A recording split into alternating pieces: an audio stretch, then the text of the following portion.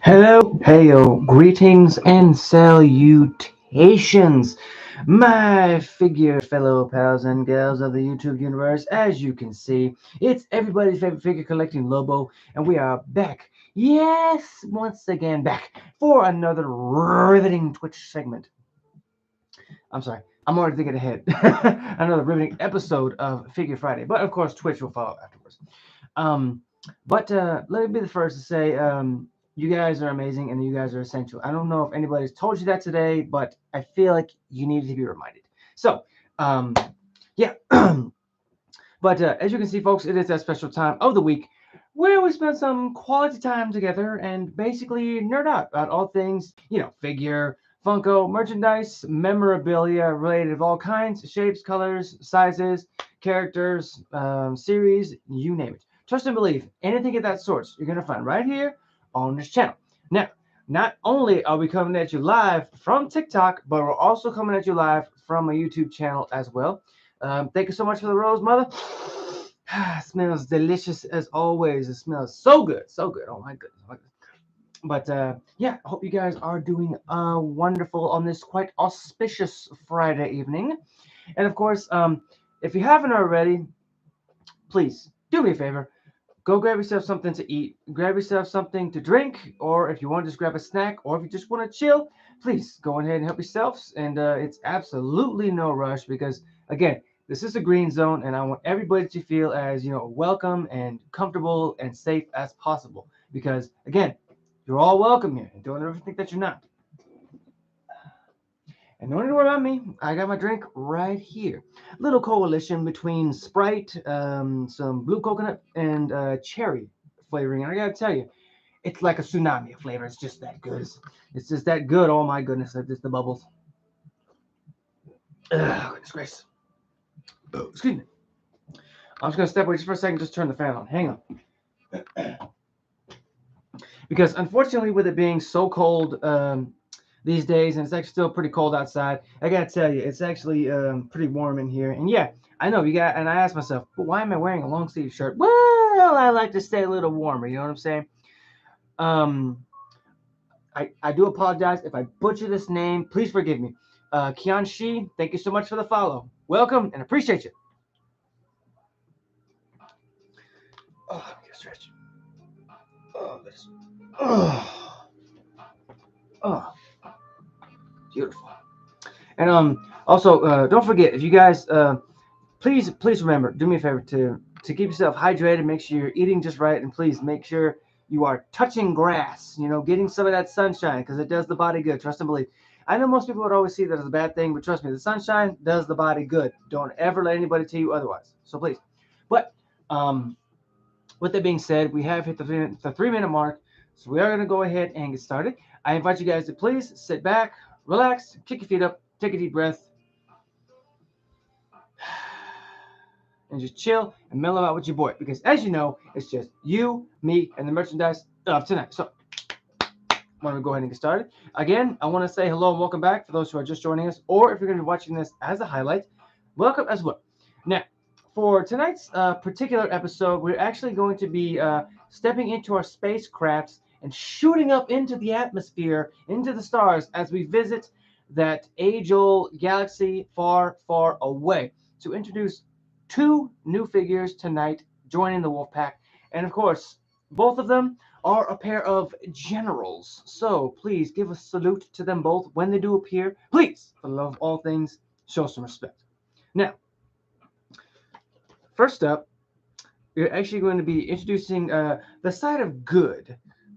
The shirt. Thank you. You just see rocking the Pennywise tonight, and I know it seems quite different, because we're talking about Star Wars, and I'm wearing a horror icon T-shirt. But hey, I mean, what are you gonna do?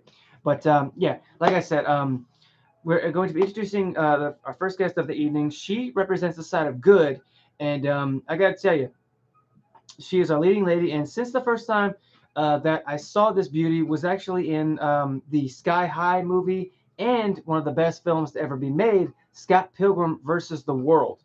So please, ladies and gents, give a big Wolfpack welcome to General Hera Syndulla. Yes, that's right, folks. The pride of the Ghost crew. And, of course, best friends to the Grey Jedi badass Ahsoka Tano has making her debut this fine Friday evening. November 6th was my birthday. No kidding! Dude, November 6th is my birthday too! Birthday twins! They're right there, brother! Okay. Dang, I thought I was the only one, honestly. Okay. Now, I thought ahead and I cut the devil's tape, but for some odd specific reason, this box is still childproof. So I thought ahead and I cut the top off too. I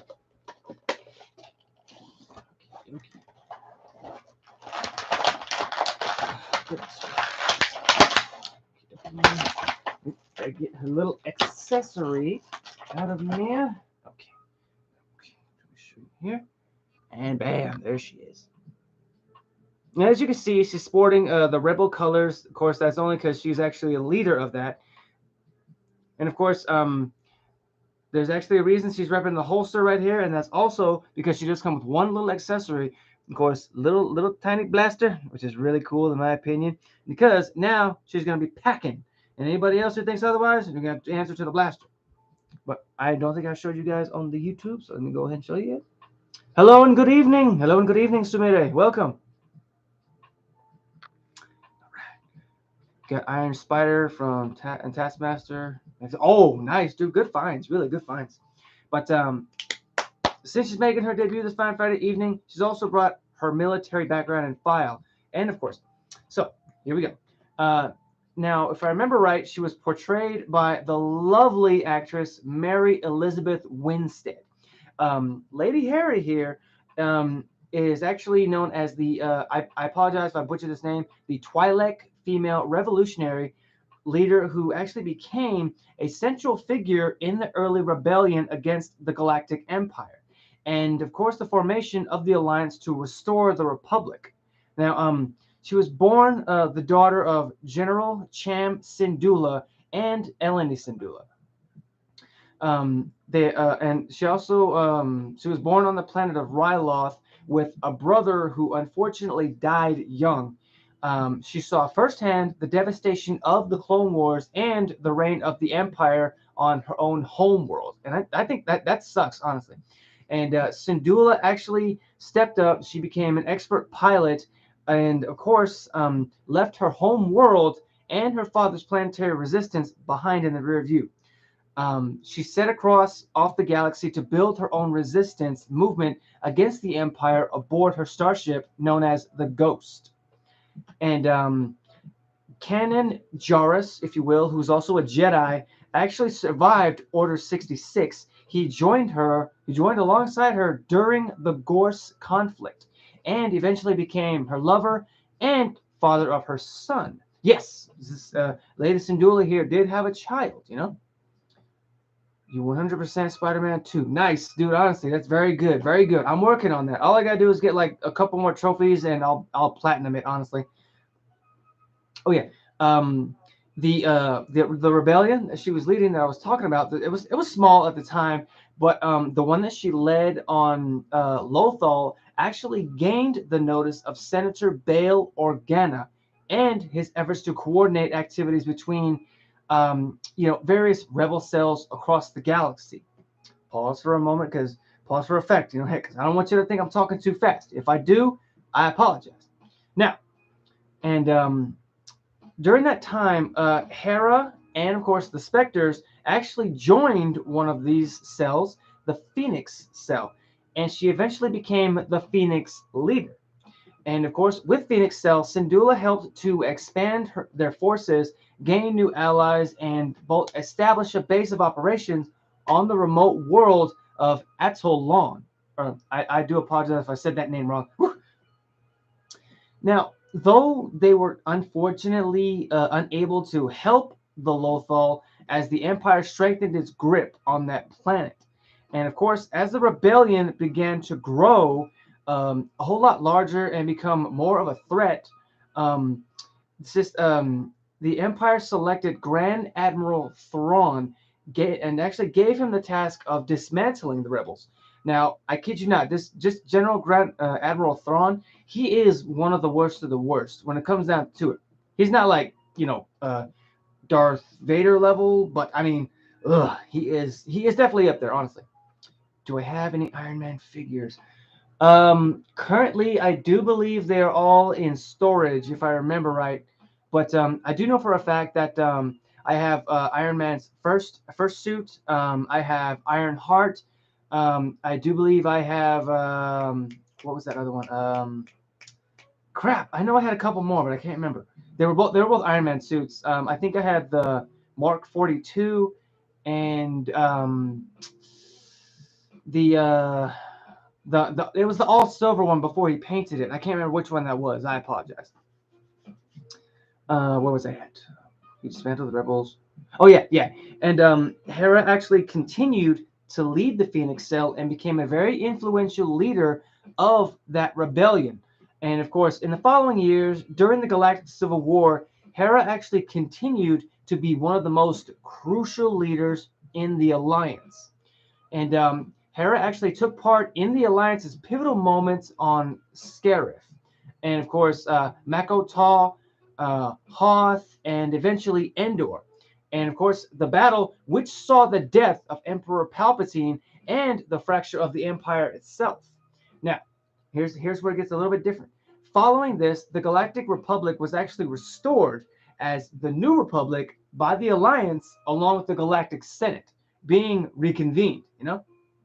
Now, at the time, with Syndulla as one of its top military leaders, she actually continued to oversee the Barma battle group, which included Alphabet Squadron, and of course, throughout the aftermath of Endor, and she participated in the Empire's final battle during that Battle of Jakku, which, of course, that was also the defeat of the Empire. And I kid you not, that was a monumental fight.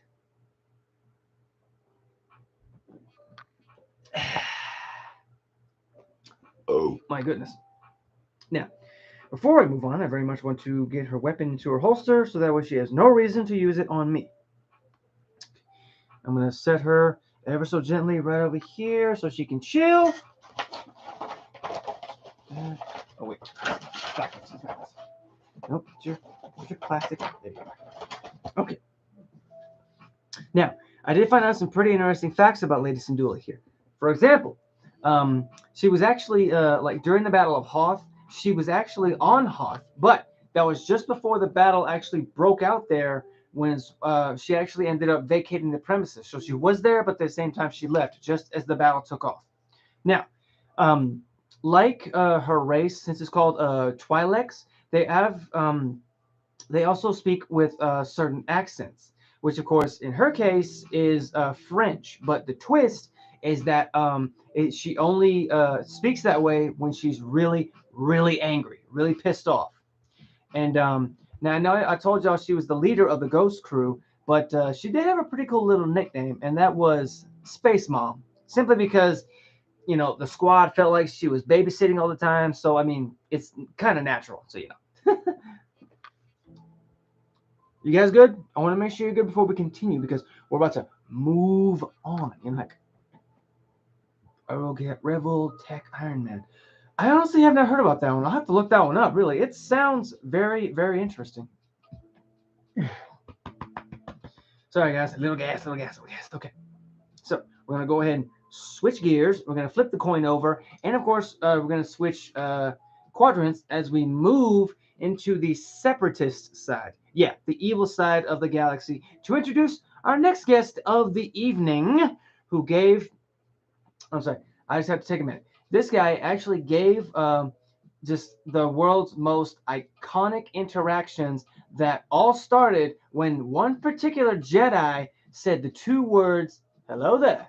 And of course, in that moment, he turned around and spoke one of the most iconic, add-ons to that conversation. So, ladies and gents, give one more big wolf pack welcome to General Grievous. Yes, that's right, folks. The evil Jedi Hunter has finally come into the pack and brought with him more than the sabers of his fallen foes. No, he's also brought a story. But before we do that, I want to get him out of there so you guys can see him. Because this was also another one that I have been pioneering to get. Alongside, Darth Vader, of course. But, he was an easy find. Sheesh, man, oh man, we have quite the arsenal, huh, Grievous?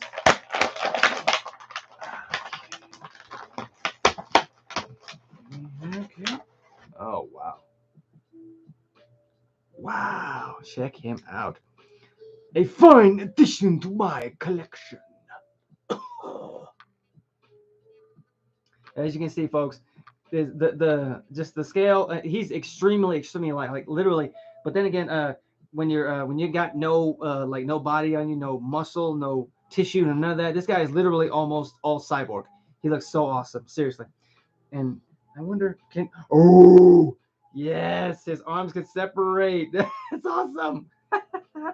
Oh, that's awesome. But of course, then again, four sabers, you need four arms. Honestly, heck. Okay, so again, he has brought a whole lot more than that. You know, like want to go ahead and get into his little story here, and of course, afterwards, we'll flex the lightsabers that he brought with him. So, he's the droid army leader in the Clone Wars. General Grievous actually inspired just straight fear throughout the Republic, and of course, he was trained in lightsaber combat by Count Dooku. It was when he actually traveled the galaxy, invading worlds and engaging the Jedi most of the time. And of course, the metal meets organic monstrosity actually ended up fighting Ahsoka Tano and Obi-Wan Kenobi numerous times. And of course, always managing to evade capture and evade escape. General Grievous here actually maintained his own lair in a separatist headquarters, you know? Why are you doing it so late? Well, because I had to eat dinner. Super. I mean, if I'm being honest, I had to eat dinner. I was starving, and at the time, it wasn't ready. You know, and then but either way. But again, it was actually located in the third moon of Vasek, right? And of course, it contained several rooms and chambers featuring statues of an alien warrior and multiple armors. You know. And of course, the lair was discovered by an investigating Jedi and a few clones here and there who actually surprised the general and demanded his immediate surrender. Yes, indeed, Super Dinner is so good. And let me tell you, it was definitely good. When a man gets to eat, let him eat. Yeah, let me cook. Let me cook. I mean, heck, I'm cooking right now with the Star Wars crew.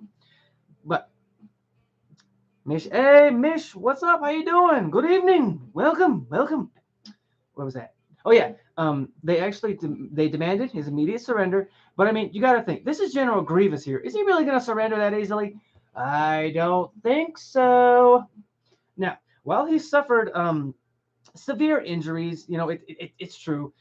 Grievous actually escaped and was restored by his doctor A4D. He regrouped to unleash a surprise of his own on the Jedi. And of course, Gore, who was actually his vicious pet, Rogwart, if I remember right.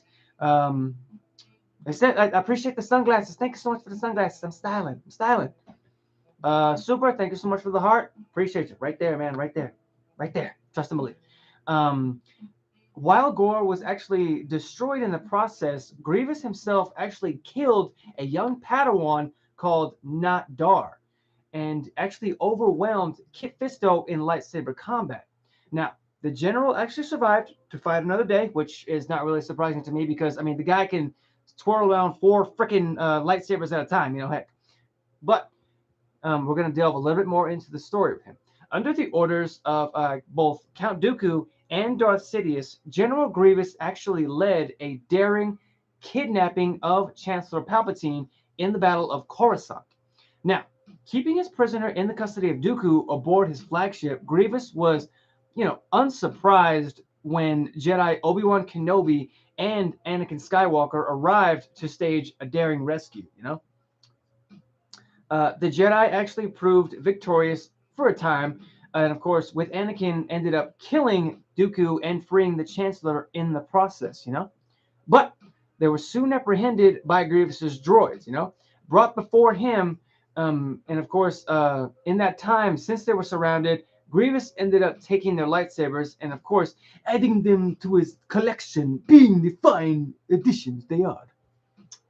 I'm, I'm sorry. boasting that, again, they would make a fun addition to his collection. Now, thanks to some quick thinking by R2D2's clever trickery, however, the Jedi regained their weapons and cornered the droid army leader. Unfortunately, in a last second cowardly move, Grievous shattered the bridge viewport and escaped into a space pod. Now, here's where the story kind of gets a little bit interesting and, of course, a little bit daring, But I'm pretty sure for anybody who's seen the second Star Wars film, you guys can probably guess where I'm going with this. Live Star. That's new. Heck, I never seen that till now. That's new. Okay. Now, um, Grievous actually headed for a major separatist base on Utapau. Speaking with Darth Sidious, he assured that the war was coming to an end and, of course, that the separatists would be victorious. Still, it would actually prove to be short-lived, a short-lived comfort to the walking terror. And of course, that was only because Obi-Wan Kenobi soon arrived with a battalion of clone troopers, and the Battle of Utapu began.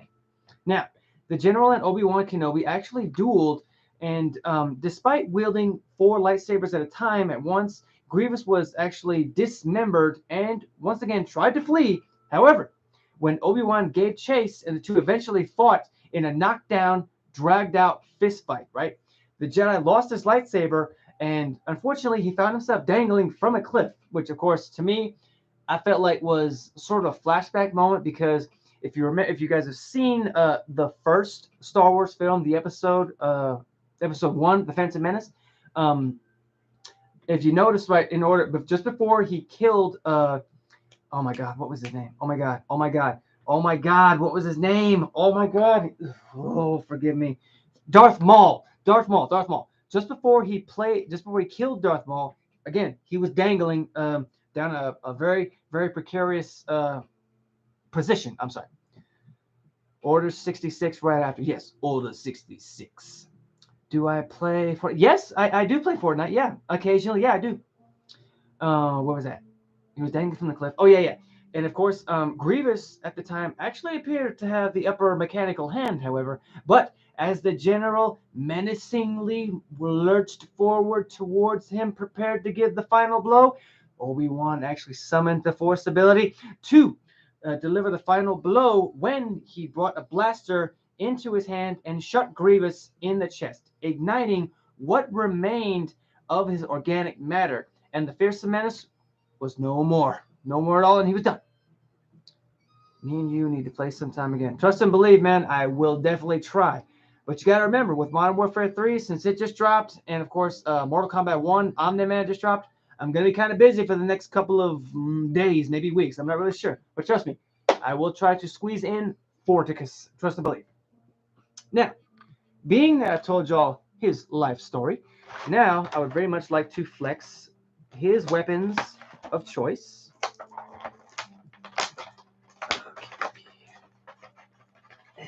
Hold on. Let me just get this here. So tell me, which is your fancy? Yeah, as you can see, folks, he represents these are 4 separate lightsabers that he has taken from fallen Jedi's at the time. Now, I did not get a chance to see who exactly fell to his hands and who he collected these from. But unfortunately, if they didn't put up a good enough fight for him to take these sabers, then, I mean, he is a menace. Then you got to remember, he was a menace. Now, I did find out some pretty interesting and probably a couple morbid facts about him, honestly. For example, the fact that he's responsible for the deaths of not 20, not 30, not even 40, but over 50 Jedi. He has taken over 50 Jedi lives. And, ooh, I mean, oh my goodness. And probably another little interesting fact about him is the fact that he actually collected Sith lightsabers before he started collecting Jedi lightsabers. So, yeah, he's gone toe to toe a few times with the Sith, but at the same time, that was before he joined that side, And of course, yellow. Yeah, dude, mine, honestly, it's I prefer either the yellow saber or even then the all white saber. But either way. Now, brace yourselves because This is actually probably the most interesting and fun fact about this guy, this robot here. His real name is not General Grievous. It wasn't even Grievous at the time. His real name, and forgive me if I butcher this name, is actually Ki Mayen Jai Shilao. And he was actually a humanoid reptilian. Yeah, I kid you not. He was a different race before he was actually drawn into the cyber life.